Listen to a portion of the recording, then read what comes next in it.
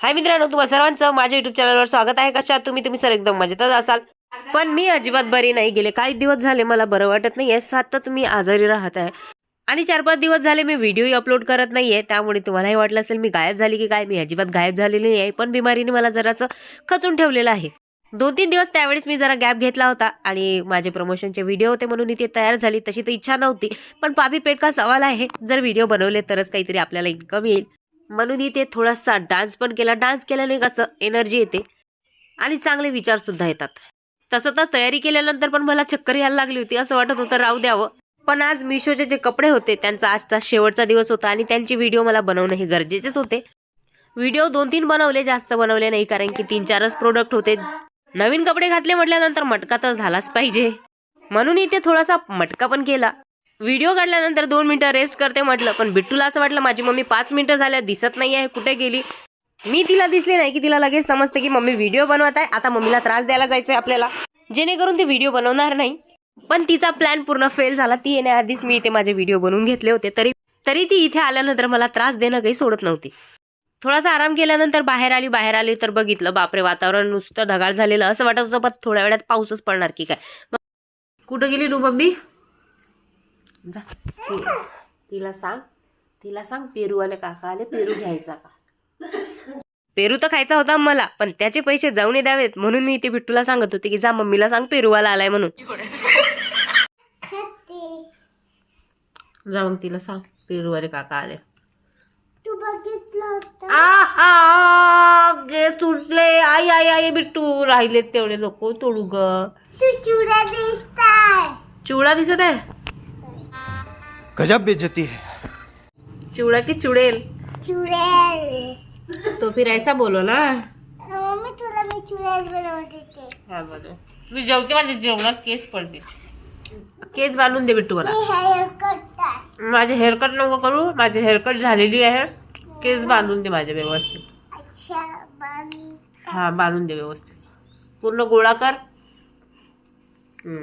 गोळा कर. हा गुड.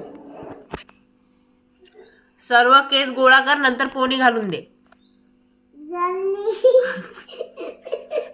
कैसे कैसे लोग रहते हैं यार यहाँ पर. तसंच ठेवून दिलंस. केस एकत्र करणं, सर्व गोळा कर एका ठिकाणी. हे पण आईज क्लोज. कुठे टाकली पोणी? दाखव, मी गोळा करून देते, तू पोळी घाल. घे. हा घे. हा टाक ना, माझी पोळी टाक ना. ते तुझ्या डोक्याचं नाही. जेवण ते मी केलं होतं, पण मला ना जेवण झाल्यानंतर काहीतरी गोड खायची इच्छा झाली होती आणि गरम गरम बनवून खायची तर अजिबात इच्छा नव्हती. मग मी काय केलं असेल माहितीये का, दूध गरम केलं आणि भात घेतला, त्यामध्ये थोडंसं साखर टाकलं. दूध गरम झाल्यानंतर भातामध्ये ॲड केलं आणि थोडंसं तूप, आणि हे सर्व मिक्स केल्यानंतर खायला एवढं भारी लागतं ना. लहान असताना ज्यावेळेस आमच्या आवडीची भाजी बनलेली नसायची ना, त्यावेळेस मी असंच करून खायची. कोणी असं करून खाल्लेलं आहे मला नक्की कमेंट बॉक्समध्ये सांगा, आणि ज्यांनी खाल्लं नाही त्यांनी असं खाऊन नक्की बघा, खूप छान लागते. त्यासाठी तुला खूप जेवण करावं लागेल. मग तू पतला होशील. मी तेच तर म्हटलं, मला आवाज येत होता असा. दारू एक्सरसाइज करणार आहे बारीक होण्यासाठी. बारीक नाही, लंबा होण्यासाठी. मग लंबा होण्यासाठी तुला खांबावर लटकावं लागेल. रुको जरा, सबर करो.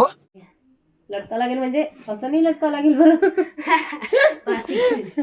असं नाही लटकावं लागेल, कसं असं पकडून असं करावं लागेल. पाणी देतो का?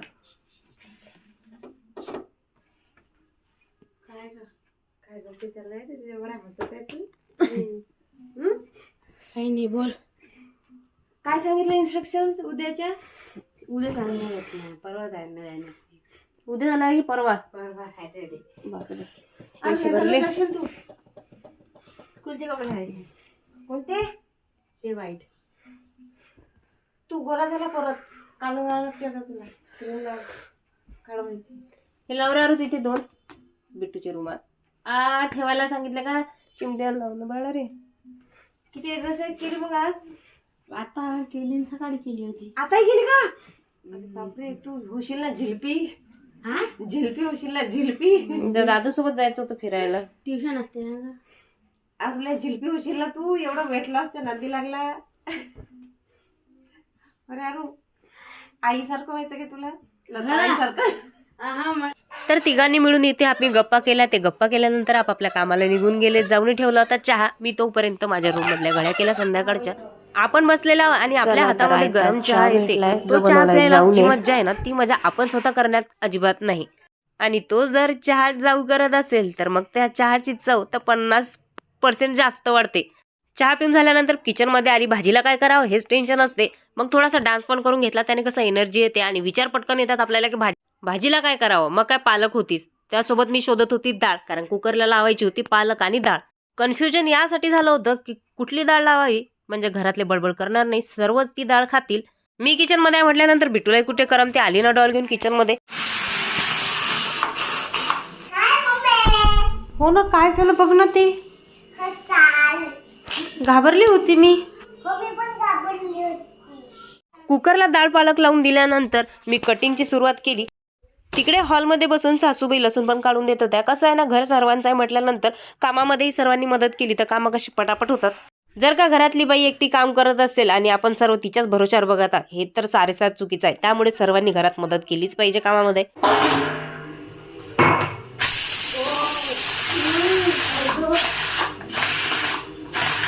कुकरची शिटी झाल्यानंतर सासूबाई खूप घाबरल्या. त्यांना वाटलं आता कुकरचा स्फोटच झाला की काय, कारण की त्या ऐकून आहेत की कुकरमध्ये थोडंसं काही झालं कमी जास्त की कुकरचा स्फोट होतो, म्हणून त्या लांबच गेल्या. पण मी खतरो की खिलाडी म्हणजे दाखवायचं ना मला, मी खूप हुशार आहे, म्हणून ती शिट्या खालीवर करत होती. त्यांनाही सांगितलं काही झालेलं नाही, घाबरू नका. तसं तर 3-4 दिवस झाले मी ना या काइंड मास्टरने परेशान आहे, कारण की 3-4 दिवस झाले मी व्हिडिओ शूट करत नाही आहे आणि जे आहेत जुने तेच एडिट करते म्हटलं तर त्यामध्येही थोडासा प्रॉब्लेम येतोय काइंड मास्टरमध्ये. म्हणून तुम्हाला आजच्या माझ्या ब्लॉगमध्ये काइंड मास्टरचं हे पण दिसत असेल वॉटरमार्क. सुकी भाजी बनवणं आणि रश्श्याची भाजी बनवणं दोन्ही कामं मी एकत्रच करत होती. कोणाचं लग्न आहे बिट्टू? मग कशाला लावते नेल पॉलिश? हॅलो, वा वा, हा मस्त ग. तुला कपाटात बिट्टू काय शोधते कपाटात? काढू नको ते कपडे, दिला फेकून. दिले ना, तुझ्या हातातच तर आहे.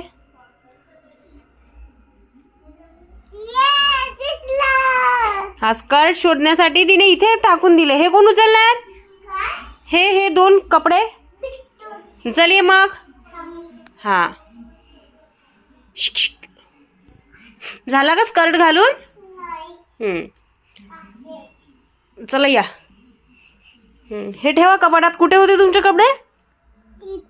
हा ठेवा तिथे, खोसून ठेवा आतमध्ये. हा, कपाट बंद होतं की खुल्लं होतं? हा, बंद करायचं मग. Very good. स्वयंपाक झाला, जेवण झाली, त्यानंतर किचन ओटा साफ करून घेतला, कारण की जाऊन सकाळी पुसलाच होता. आता काहीही केल्या, आळसही केला असता तरी तो ओटा पुसायचं काम आलं होतं माझ्यावरतीच, म्हणून मी गपचूप किचन ओटा साफ करून घेतला. सासूबाई माझ्यासोबत पाठीमागे गोष्टी पण करत होत्या. हळद लावते नाही ते बरं वाटते ना रे बाळा, हळद लावली तर. बघ ना कसं रेड झालंय बघ. एकदा बघ तुझं मिरर मध्ये बघ, बघ मिरर मध्ये.